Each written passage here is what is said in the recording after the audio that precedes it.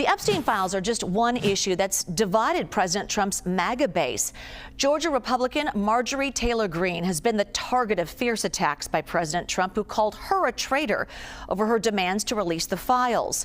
Our Nicole Killian asked Taylor Greene if she expects the administration will release the full files. I'll only believe it when I see it.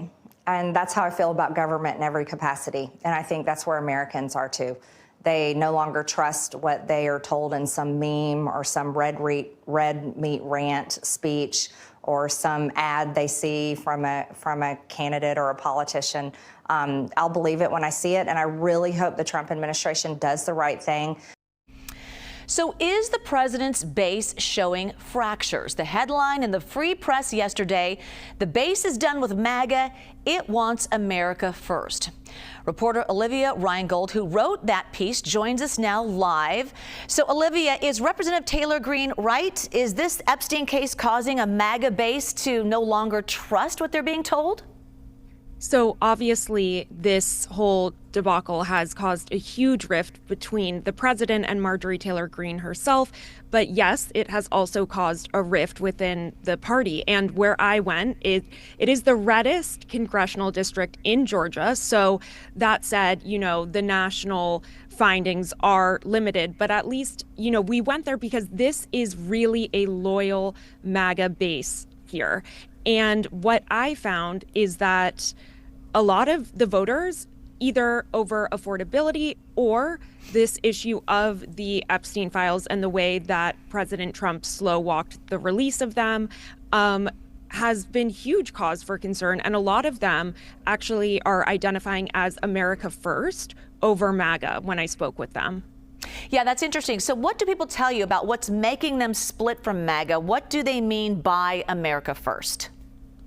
So I think it's fair to say that most were a little conspiratorial, but not all, and when I say that, they have deep concerns about the Epstein files, which many people do, but they are very concerned about the possibility that, Israel infiltrated the whole dynamic and can help explain why President Trump slow-walked the release of the files.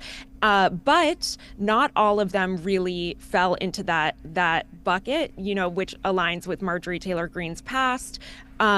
Many were just concerned about affordability. They said that President Trump promised that he would bring prices down, and that is just not what they are experiencing. I spoke to people like a 19-year-old college student who has a goal for himself that by the time he's 26, he wants to be able to have a home and start a family. And he says that even in his small town in Georgia, he doesn't see any way for that to be possible.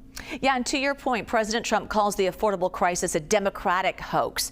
So how are Americans in his base reacting to his remarks? Probably just like that college student.